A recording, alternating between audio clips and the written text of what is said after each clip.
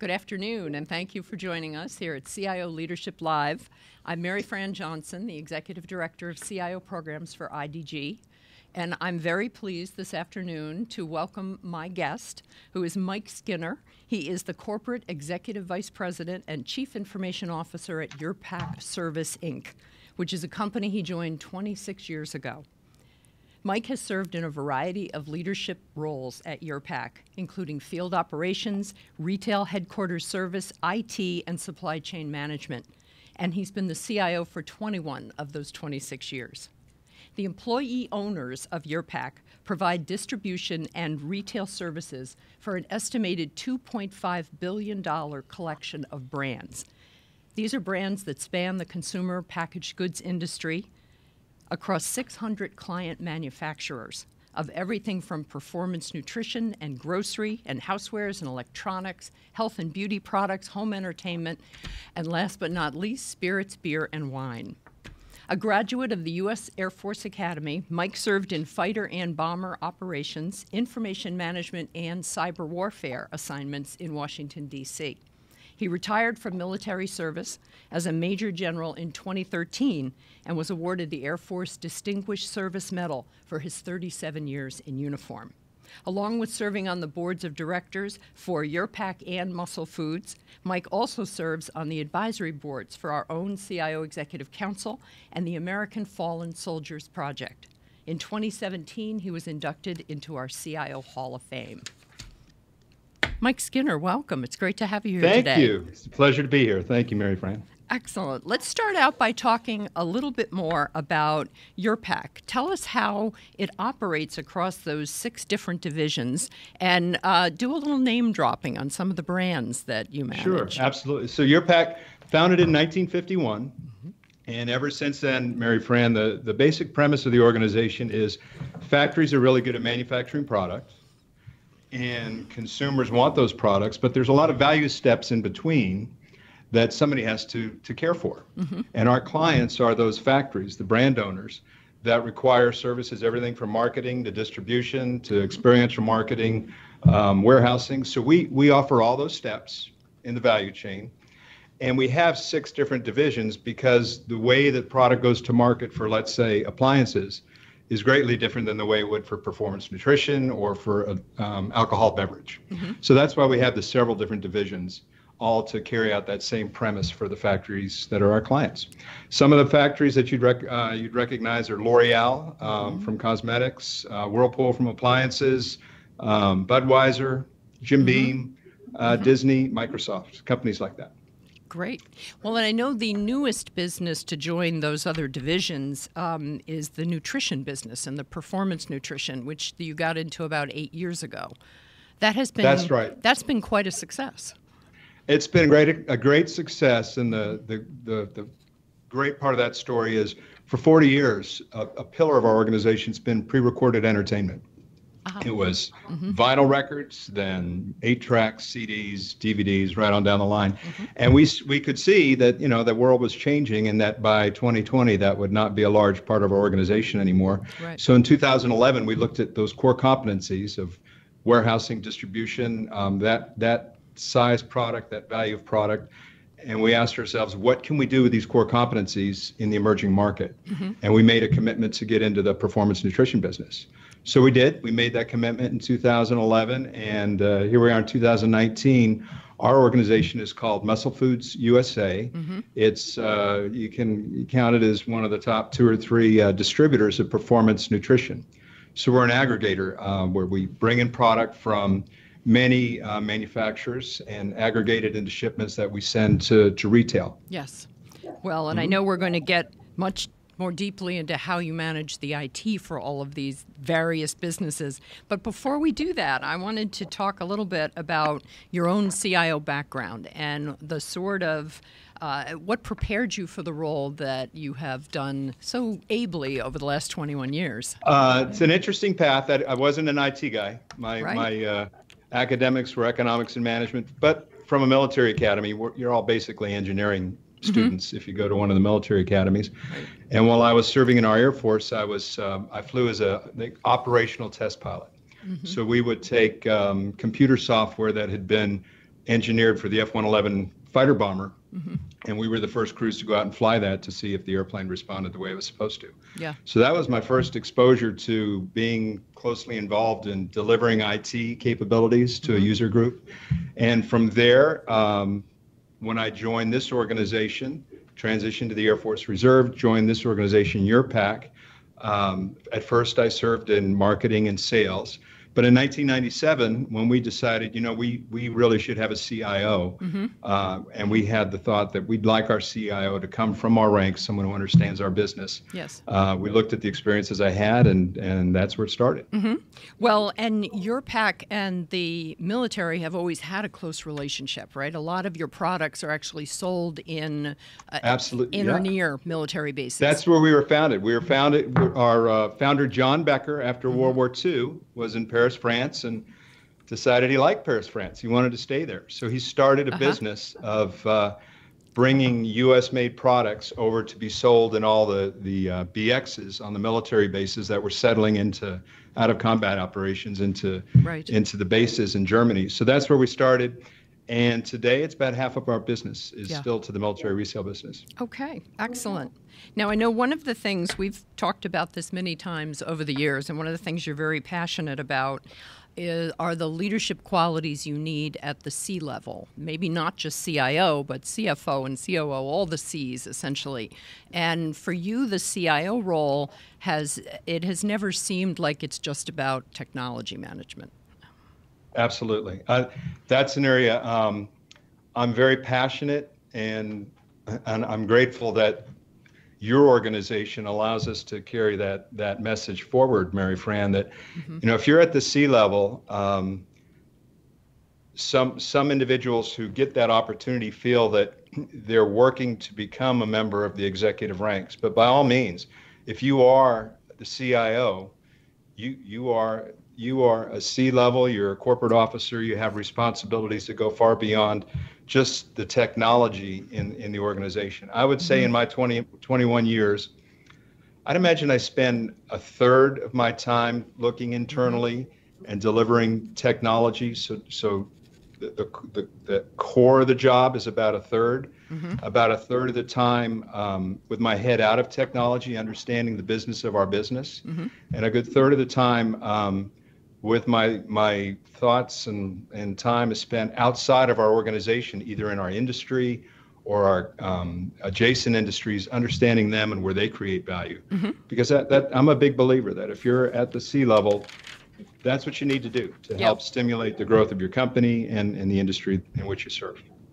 How do you think CIOs across other industries can make themselves more valuable to their companies? Actually, you said something about a CIO's duty is to make their industry more valuable in the economy itself, which is a very big vision for the CIO role. Yeah, I'll take it from, let's say an individual is a newly appointed CIO. I think step one is to table stakes. To be a CIO is you have to deliver the technology internally to your organization. That's the table stakes. You build trust. And then step two, in my opinion, is to gain an understanding and the trust one by one with your peers. Because the advances you're going to make in the organization, few, if any, in most organizations, are going to be just about technology. It's going to be technology applied to one of the operations led by one of your peers.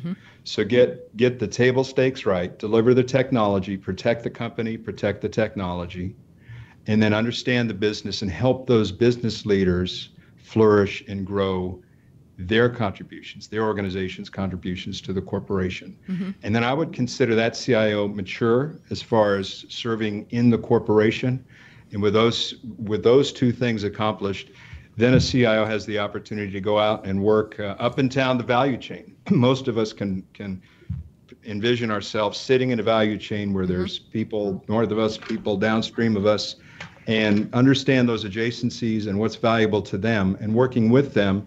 That's when you get the chance to reinvent the industry, work with the lawmakers to help the lawmakers understand how their decisions affect the health and the future of the industries. Yeah.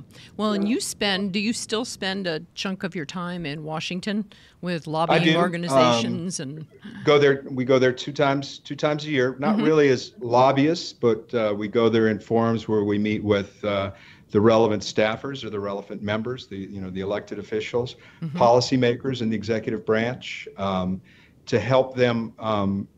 And they are genuinely thirsty to understand. They know they have a responsibility to help an industry flourish. Yes. Within our nation, and this is not about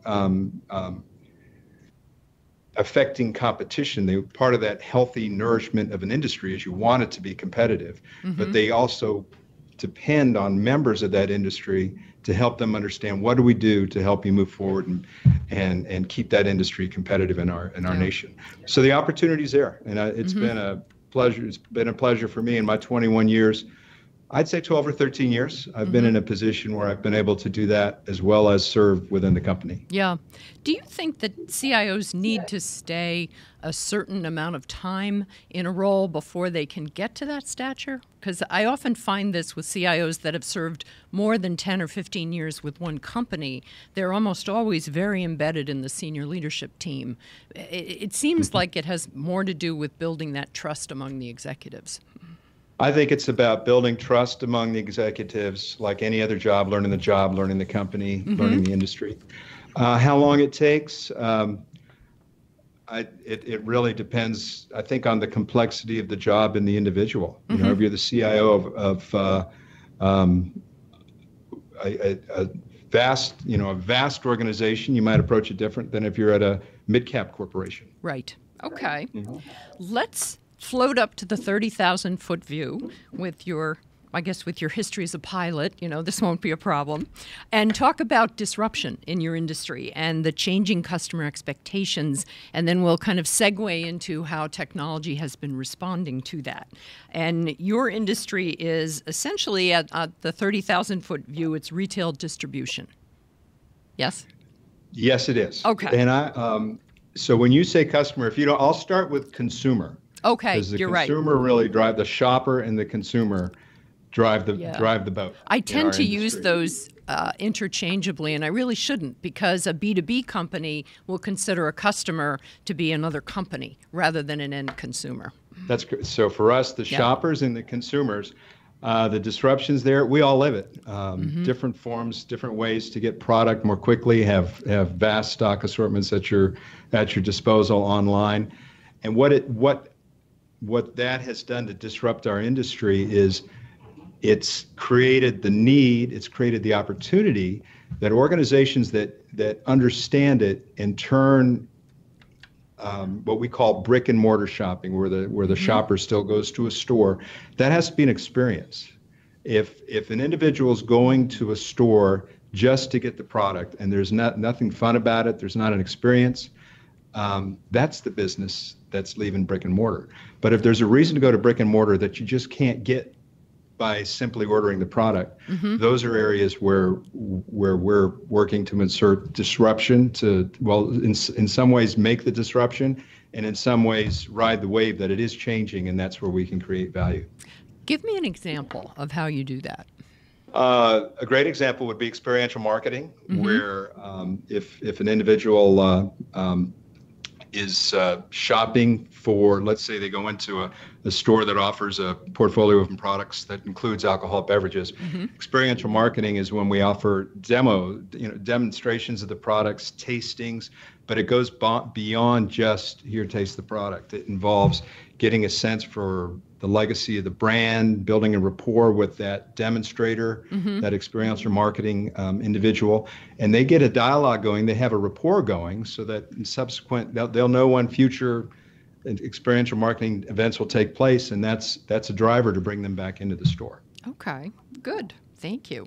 And one of the things that you mentioned when we talked earlier was that you felt that, especially in your industry, but probably across many other industries, that organizations need to invest in being fluent in all the forms of e-commerce. So absolutely. Tell me how you do that. And when you say that, what do you mean? Coming from an industry that uses a lot of EDI, to send information back and forth. I'll probably get knee deep in this, so stop me if you need to. But EDI is a brilliant form of commerce that has its roots at least 40 years ago. And I equate it to the railroads, where it's not simple to create the lines of communication. It's not simple to lay a railroad. But once those lines of communication are set, the amount of information that can be moved is massive. And we're experts at that. We need to be experts at that. Many companies do need to be experts at it. But the leading edge, use the analogies of FedEx or UPS or Uber Eats, other ways to deliver information. The same thing goes with B2B commerce and the data that makes industry move. On the wet edge, EDI is in the back, EDI is there, it's necessary, but all the other forms of communication, APIs is just one example, so that rapid sharing of information can take place at the pace that the ultimate consumer is looking for. The one of the other things you mentioned when we were talking about disruption in your industry were the importance of, well, you mentioned e-commerce, of course, and then you talked about transparency and supply chain visibility. How is that changing today? What needs to be transparent now that didn't need to be that way 3 to 5 years ago? I can almost turn that question around and say, what can be tolerated to not be transparent on a supply chain where a product is as it goes through the value chain? It's an exception to not know where product is with great granularity. And that transparency, being able to see that. Some of it is for reasons so individuals can make decisions about the next step in the value chain. Other is people are they want to know where the product is. Hey, we shipped that 2 days ago. Is it on the shelf yet? So the transparency is an expectation to our partners up and down the value chain. Okay. Let's talk a little bit about some of your top technology initiatives. I know you've been a multiple winner of the CIO 100 Innovation Awards over the years, most recently for your Retail Insights product. Tell me about what you're doing in the data realm, the things that are really advancing the business, that are helping all of your employee stakeholders do their jobs better. Love to. For us, this organization is made up of two things. It's made up of relationships with the factories and the talent, our employee owners. And our largest expense is the time that individuals spend at retail. So anything we can do to make that time more valuable is accretive to the value of our organization, our strategic position, and our profit. Okay. And that's where we apply data. We work at it continually. We have for 20 years. The edge that we're on right now is the way that we use that transparency in the supply chain globally. We have people working at retail in 19 nations, helping them understand when they'll be able to have an effect at retail. Maybe it's that experiential marketing, maybe it's building a display, maybe it's they're anticipating having a celebrity in to do a celebrity appearance with a particular brand, making sure that they have the information that they need on where the product is, so the product and the event happen at the same time. Okay. That's something that the consumer sees. Something the consumer doesn't see, but is equally important, is the way that we use data to help those same people in the field take care of what we call the block and tackle. Okay. Is the regular product on the shelf? Where are your problems? If we have a individual walk into one of our larger stores, there's 8,000 products in that store they're responsible for. And they don't have the time to walk around and figure out which of these 8,000 products has a problem. So we use the data from supply chains, from cash register activity. We use all that data to help them understand, hey, when you walk into that store and you've got 8,000 products you're responsible for, look at these 12 first. Because the data and the business rules tell us that if you got a problem, that's probably where the problem is. And you've been able to do that for a number of years now, but it's gotten much more finely grained. Would that be correct? Yes. Over the last year or two? Because I think that's what the Retail Insights product was about. Yeah, it's getting more granular and also affiliating it with the market basket to help them in the larger stores with the larger brands to help them understand things like if we have a brand that offers a portfolio of products and understanding, say, when we sell this product, which is very valuable to us, the thing that we would consider least beneficial that's in that same market basket is a competitive product X. So when you're working with your shopper and they buy that product from you, realize the thing that they're most likely to buy that you don't want them to buy is this. So offer our alternatives, and that can be door by door. It's not one blanket instruction to the 19 nations. It's store by store. What is different about your store? Yeah. Well, and one of the other things that's always struck me about your pack when we've talked about how you operate is how tightly embedded and ingrained IT is within all those divisions, because you usually end up talking about your product leaders and your product managers, and they may be business people or IT people, kind of depending. How does that structure work? Tell me a little bit more about how you organize IT to deliver that kind of service. The bottom line is I'm blessed, Mary Fran. We've got terrific project leaders across all the divisions, all the functional areas. They take it to heart that for them to succeed at their business, there's an IT aspect to their success, and they understand that if they want to move things in a new direction, IT can't bestow upon them the answers to their business. We have to work together and understand where is their business thriving, where are the pain points, where can we help them, and it starts there, working with where are the pain points. But then, as I'll go back over my 21 years, it started almost exclusively with helping with where are the pain points, and it's evolved fully now to the point where when we hire digital natives, it's terrific when I have a digital native come visit with me and they have a new idea, a fresh idea for how we can do business within their aspect of our organization. So to your point about how is it structured, I would say to put it into conventional terms, we operate as a federation where things that are IT utilities like email, we do it once corporately, we all use it the same way. Yep. And then when things are really distinctive and they build that competency within one of those 7 divisions, that's where it's county option. And that division can choose, they probably put 80%, in most cases it's about 80% of their IT spend is on that 20% of IT that really makes them distinctive. Okay. And that federation construct and the user group has served us very well. Okay. When you also mentioned that what has changed in IT is the number of aspects that you can centralize now and how that's growing. And talk a little bit about how you're using software as a service and cloud. Sure. The first thing you have to set aside is your ego or your philosophy that it's best if we build it here. If you stand back and look at it over time. Yeah. And having been a CIO for a number of years, I can do that. I can look and see where the offerings available as software as a service continue to grow. So I'll use that 80% again. That 80% of the things that our organization needs to be a competent corporation, most of those are available online. We don't have to invent that. And the better decisions we can make using those commercially available solutions, it allows us to save our time and our resources for the sharp point where we are different.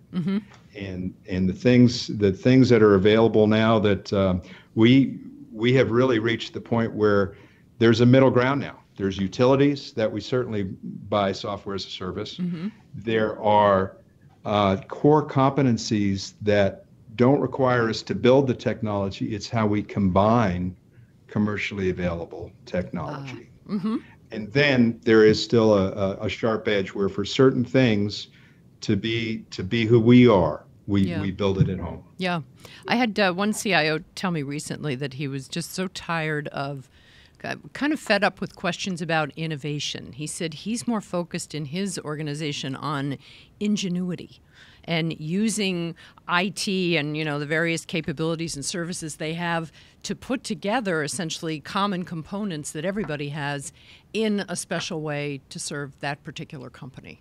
And I thought that was pretty clever, ingenuity. I agree. Yeah. I agree wholeheartedly, and that well-intentioned individuals can feel like they're accomplishing something for the organization if they buy something. Yeah. Maybe they buy hardware and it's tangible, or they buy software. And there's absolutely a need to do that, but it doesn't create value until it's applied. Yeah. So that should be an early question for any CIO, is, are we using the tools we have well? Yes. And then if we're using those tools well, and our processes or our knowledge has outgrown those tools, we talk about new tools. Yeah, I know. And sometimes we should be talking about revamping and revisiting the processes before we talk about new tools. Oh, absolutely. And that's where the nice thing about a process change is it's close to instantaneous, and we use that as a group quite a bit, that if it's a process change, literally we can say, hey, when we stand up from this table, the process has changed. We're going to do it different now. Whatever it is, we're going to do it differently. Yeah. Process change, almost instantaneous. And then when it gets into the IT spectrum, configuration changes are pretty quick. Custom software, not so fast. Big hardware installations. Those things take more time. But process, you can turn on a dime with process. When you and I were talking about innovation earlier, you said to ask you about scan-based trading, which is something you do on a global basis and is a very good example of innovation from your pack. Yep. Scan-based trading is a form of consignment, where consignment is an individual who wants to sell something. They put it into a store. The store doesn't own the product. The original owner still owns it until it sells. And we have applied that philosophy in an innovative fashion, again, globally. If you think about it, 19 nations, we've got the store count is in the 1,500 store range in 19 nations, where there's product out there that we own it. It's our responsibility. And the retailers, they enjoy that because they don't own the product until it's sold. So the innovation was taking a decades-old philosophy of consignment and flipping it and applying it to a global supply chain, so that retailer, they didn't have to apply their cash to it. They don't have the risk of inventory until the consumer's already decided they're going to buy that product. What kind of changes or approaches did that require from you on the technology side? We went from, now we have 6 warehouses around the nation that manage performance nutrition products. So we went from having 6 inventories that were our inventories that we had to account for, to each one of these retail locations, in a sense, is a warehouse unto itself. So we have to have the protocols in place to inventory, to audit 1,200 warehouses, 1,200 mini warehouses that are all fueled by these 6 larger warehouses. Well, and it's not surprising that we always end up talking a lot about data when I talk with CIOs today. I've noticed at through the CIO 100 program and the Innovation Awards each year, well more than half of them now are circling around different ways to deal with data or to make data more valuable or draw insights out of it. Let's talk a little bit about the emerging tech trends that are having the biggest impact in your industry. We'll be right back to talking about data, but that's one of the things you mentioned was machine learning and AI. How is that making a difference? What do you watch about those trends? AI is very important to us in 2 areas. In supply chain, when we're estimating demand forecasting into the future. With these global supply chains, there's folks where I am today, there's folks in this building making supply chain decisions on product now that we don't expect the consumer to consume until middle of July. So using the data to help them get a sense for what the demand will be, what are the sensitivities that will influence that demand. It's critical to us, and we're thirsty to learn. As the science advances, we want to be right there with the science. Yeah. Well, and speaking of data science, you've done a bit of developing your own in-house data science programs. So tell me more about that, about growing your own. Yeah, I've heard you refer to them as both data scientists, and then some people are data wranglers, and they're different. That sounds very Texas too. We have a division, Information Services, that services all of the operating companies. And Mary Fran, that's where the cadre of most advanced, highest trained data analysts, data wranglers, the folks that help us with database management, they're in information services. Okay. And the philosophy of our corporation is they're like the leading edge, and what they're doing today, it's our goal for the corporation that what those people are doing today will be commonplace among our 60 business managers that manage this portfolio of clients. That will be commonplace for them 2 years from now. So they're out there on the leading edge, understanding the art of the possible and bringing it into the corporation and bringing it in a fashion from what is possible to what is practical and what is profitable. And then that's what we apply to the divisions. And you have worked with local universities on both the data science education, but also some supply chain elements and certifications and things. Tell me more about that. We do. We're fortunate to be in Dallas. University of Dallas has this terrific supply chain program. We've worked with them. TCU has a great business school. So really the academics we've been involved in involves our management serving on the advisory committees of some of these universities or schools within the university. And it just gives you a perspective on what the academic edge is for these different sciences. And it also gives you a sense for what the talent pool is. And on other occasions, we've had professors come to us.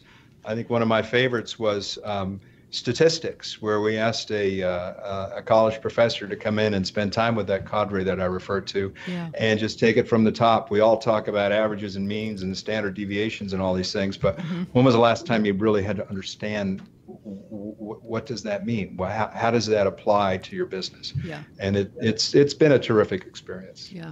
Well, see, I was going to chime in there and say that I'm still convinced that there's no practical use for algebra, but that is speaking as a journalism and a French major. So, one of the things that we were also we touched on but didn't really get into it a little bit more was cybersecurity, because anytime you're talking about data and especially a lot of customer and consumer data, you have to give a nod toward the importance of the security around all of that. So what is your approach to cybersecurity, and how is it changed or escalated or accelerated in recent years as there have been so many data breaches? And that's a great question, and it's a great question for any new CIO to anticipate when they get questions from their CEO or from their board or from their peers. They're probably going to start with cybersecurity because there have been events. There's a lot of media behind it. And that I consider that one of the table stakes to have cybersecurity in place.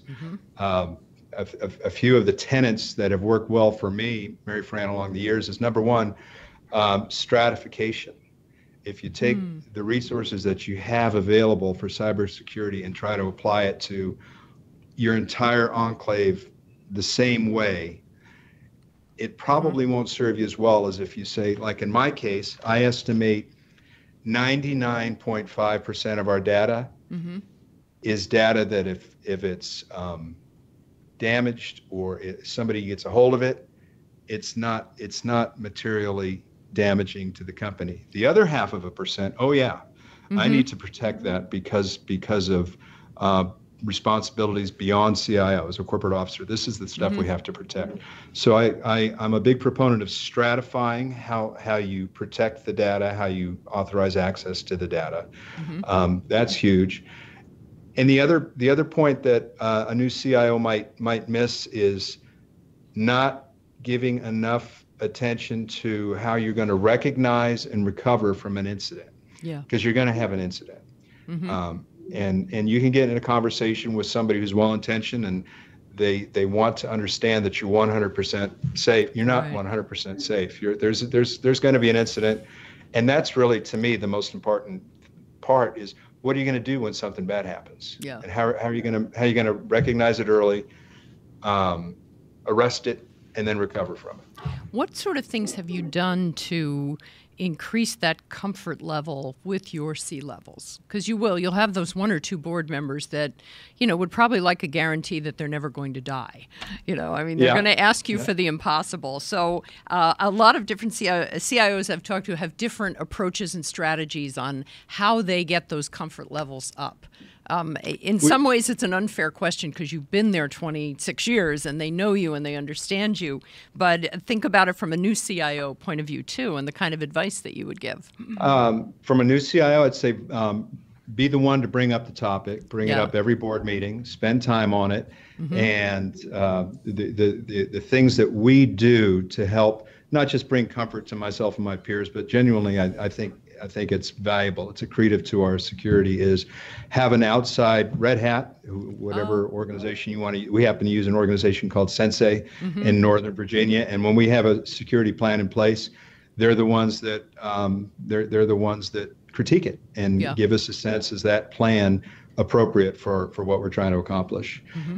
User training is huge. I was just about to ask about that. Yeah, just not the user training on the how to use the technology, but organizations like KnowBe4, where you can help people experience what it's like to be phished and help them learn to not be affected by that. User training is a big part of it. And then contingencies and understanding where your backups are and how you're going to recover when that bad thing happens. Yes. One of the technologies that we talked about when we were dabbling around with emerging tech and that sort of thing was blockchain, because I had thought with your industry that blockchain might be an obvious next step or even have something underway, but it's still something you're mainly watching at this point. We're watching it very closely, and I believe blockchain will find its place in our economy, in our industries. If I put on my Air Force hat for a while, the ability to watch the pedigree of an aircraft engine part, to understand who worked on it, where it's been, who's touched it. Blockchain allows those responsible for that aircraft engine part to understand the pedigree or the legacy of that part. And where will it propagate and come into the industry where I serve? I think that as far as things that people ingest or they apply to their body, prescription drugs, I can see blockchain definitely having a role there. And then when it gets into some other products that performance nutrition could someday be affected by it. But right now, the products we sell, it's not affecting the products we sell yet that people ingest. It could be on the hardware side. We're involved in the sale of computer hardware to the consumer group, and the blockchain of, say, is that really the laptop that left the factory 2 months ago? Yeah, it's the same. To be able to use blockchain in that respect might be where we see it first. So I think we'll see it, but it won't be leading edge for us. Right. Well, and I'm sure that you're right on the pharmaceutical. I just had a conversation with a CIO last week of a big auction house, and he just used a blockchain program that he bought from a third-party vendor to trace some artwork that was sold in a particular, and it actually came in as a request from the extremely wealthy buyers of that art. They were a younger generation, extremely wealthy. The 1%, we're always hearing about the people who buy most of the art at this kind of level, and they came to this auction house and wanted a blockchain trace on everything. I can see. I'm not into that level of art, but I am into automobiles, and I have friends that are into some of the higher end automobiles, and I can see the culture embracing it to understand that every nut on this bolt, every nut and bolt in this car is the nut and bolt that's supposed to be there. Sure. And I could see as people get more and more concerned about sourcing their food and food purity and certain types of even vegetables or fish and all that sort of thing. In fact, I think some of the fishing industry companies are starting to make use of blockchain. So it's a very interesting area to watch. I feel like now we're only seeing a few little spurts of it, but 5 years from now, we'll look back and see this as kind of the beginning when it started to accelerate. I think so. It could bring efficiencies to things like now where the factories that make consumer products that you eat, they understand the lots of raw material that came in, and if there's a problem with that lot of raw material, they have to know which end products might have drawn from that railroad car full of wheat or whatever is suspect. Yeah. So the desire is there, and this will be an enabler. Absolutely. Yeah. One of the questions I always ask CIOs is whether they do any field trips to Silicon Valley. Especially when we're talking about innovation, it seems to have become something of a ritual for some companies. They'll take a group of their executives and they'll troop out and they'll spend a week meeting with people.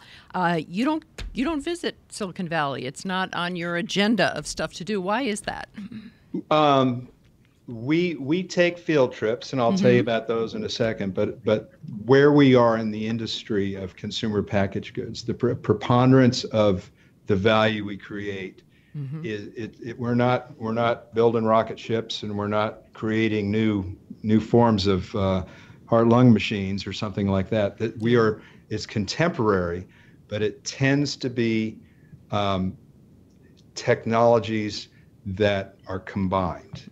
Is the center of the bell curve for us, and we invest a lot. But our Silicon Valley would be coming to forums like the CIO. That's where we get the insight that emanated from Silicon Valley is events like yours. But then we spend a lot of time at industry events, because that's where we get to work with people up and down the value chain and understand if our adjacencies, if they've inserted a new technology upstream from us, that opens up a possibility for us. We're immersed in several venues that help us stay apprised of the progress of our industries. Yes. Well, and I'm hugely biased on this, but I do think that when CIOs get together with each other across various industries, just those hallway conversations, they set off a light bulb in your head. They do. Yeah. I had a professor from UCLA once said this years ago to me, that creativity comes from conversation. And that's probably my life motto. I think that that's so true. I think you find that there's industries that are on the edge of a particular technology, and it makes sense for them to invent it or to make it commonplace. And then once it is, an adjacent industry can look at it. A CIO can observe that and say, well, now that it's invented, or now that it's normalized, I can apply it to my industry. But it would not. That particular technology might not have been a good one for us to be the icebreaker, but we'll use it now that it's out there. Yes, exactly. Well, we'll wrap up our conversation today talking about some of your lessons learned as a CIO and all the experience you've had and all the connection and contact you've had throughout not just your industry, but dozens of others as well. What are some of the big lessons that stick out in your head, things you wish you had known earlier, for instance? I think we've already touched on it, but I think if somebody gets the opportunity to be a CIO, have a thoughtful, fulsome conversation with the people that you're going to be working with, so that you all have the same expectation of what that means. And I would hope that a future CIO gets the opportunity to genuinely serve with the CEO, with the CFO, with operating company presidents, and you are a full member of the leadership team of that corporation. Yeah. So have that straight before you step into the job. And then once you're in the job, lessons learned would be, don't try to change the world all on your own right away. You're not going to do it by yourself. Most of the success, all of the success comes from people around you, not from your own individual efforts. So work hard on learning about the talent around you and help put them in a position where they can succeed. And it's never done me wrong. It's always served me well. Well, and I know just from many of our conversations over the years that you start early on leadership development for people around you. Talk a little bit about where that philosophy comes from and how that, in a practical sense, how do you do that? How do you find the time to develop new leaders coming up behind you? In my case, it probably comes from going to a military academy where you get exposed to leadership techniques early, and it's always something you're thinking about is how do you help the next generation prepare, and it's if you spend a reasonable amount of time on the topic of leadership and developing the next level of leaders, really, I found that if an individual is willing to put in the time to learn about that next step, and the corporation makes resources available to them. Maybe it's training, maybe it's some time, maybe it's some tuition, but it's shared. Where the individual brings the time, the company brings the opportunity, and then you'll know. Yeah, Okay. Some people will embrace it and move forward. Others will say, I like doing the job I'm doing right now, and I got a taste of that other job, and it's not my passion. All But right. you find out early. Okay, and then one last final, we got a question in over Twitter from one of our faithful watchers as we are live streaming onto Twitter. And the question is, how do you approach digital transformation? It's a very big question, but Wow. Yeah, I know. Do you have a particular or maybe advice about how to kind of get your head around digital transformation? If to summarize, my advice would be to take it in bite-sized chunks and one user group at a time, understand what their business, they know their business better than you do. And so work to learn about their business and then help them apply it to their area, one area at a time. It's not something where I don't think you can come in and just decree that we're going to transform digitally. Right. You have to do it in bite-sized chunks. Yes. Well, and it sounds like you also have to do it by starting from the customer experience and then working back. Yes. Yes. Excellent. Well, thank you so much for your time today. It is, as always, it's been delightful speaking with you. And if you are just joining us, if you've joined us a little bit late, you can watch the full episode later today on CIO.com, or you can listen to audio podcasts of our conversation wherever you get your podcasts. And I hope you will join us for our next episode, which will be on Monday, March 11th at 11 a.m. Eastern, when I'll be joined by Mike Rosello, who is the Senior VP and Chief Information Officer at Alliance Data Card. And please also sign up and subscribe to our new YouTube channel, IDG Tech Talk, where you can find all the previous episodes of CIO Leadership Live, plus some other wonderful videos and conversations we're having here at IDG. Thanks so much for being with us today, and I hope you'll join us again next time.